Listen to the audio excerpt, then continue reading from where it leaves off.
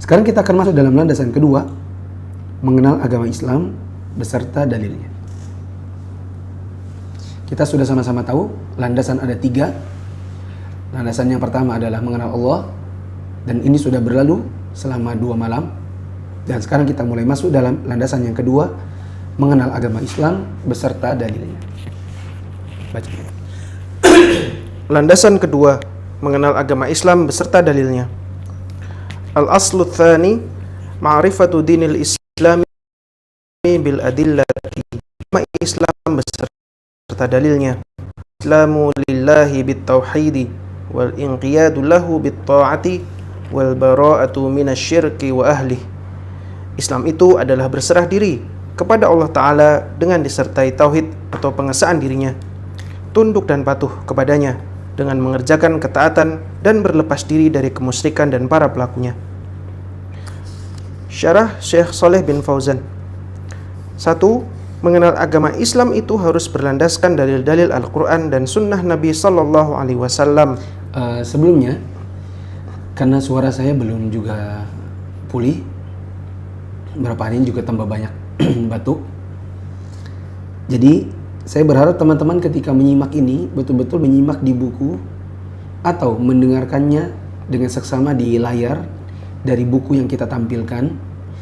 Karena apa yang menurut saya sudah jelas, saya tidak akan berpanjang lebar seperti malam-malam kemarin untuk menghemat suara. Nah, diulang dari nomor 1. 1. Mengenal agama Islam itu harus berlandaskan dalil-dalil Al-Quran dan Sunnah Nabi Sallallahu Alaihi Wasallam. Bukan sekedar taklid, yaitu ikut-ikutan kata orang. Namun, hal tersebut tidak akan tercapai kecuali dengan cara belajar. 2. Islam itu mengharuskan pengikutnya untuk berserah diri dan mengikhlaskan amal mereka untuk Allah semata. Islam juga mengharuskan pengikutnya untuk tunduk dan patuh kepada Allah dengan mengerjakan apa yang Dia perintahkan dan menjauhi yang Dia larang. Selain itu, Islam pun mengharuskan pengikutnya untuk menjauhi kemusyrikan dan orang-orang yang melakukannya. Caranya adalah dengan meyakini kebatilan syirik, tidak menjadikan pelakunya sebagai teman setia atau pemimpin, tidak mencintai mereka, tidak menolong mereka dalam kemusyrikan mereka, baik dengan perkataan maupun perbuatan, karena mereka sejatinya adalah musuh-musuh Allah. Kita tidak dianggap sebagai orang Islam dengan keislaman yang benar jika tidak memiliki ketiga unsur di atas. Yang ketiga, ketiga unsur di atas adalah makna Islam secara khusus.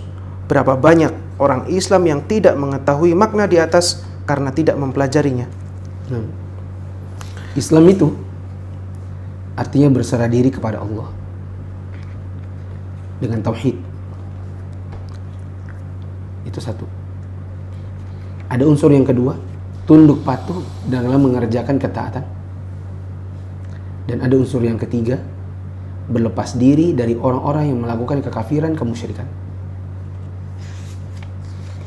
Sebagian orang, mereka mengatakan dirinya Islam, tapi tidak patuh dalam mengerjakan ketaatan.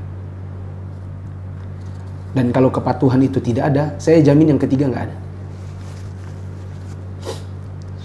Ada lagi orang patuh, tapi tidak menjaga dirinya dari orang-orang musyrik. Sampai-sampai mengatakan dirinya Islam, tapi orang syirik atau orang kafir meninggal didoakan dengan doa pengampunan dan doa surga. Ini banyak orang Islam yang mengerjakannya.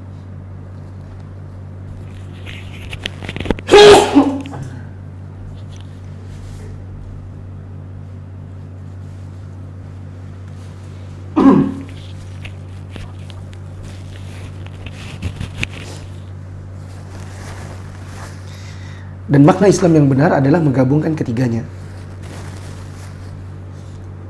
Dan ini tidak bisa didapatkan, tidak bisa dipahami dan dijalankan kecuali dengan terlebih dahulu belajar.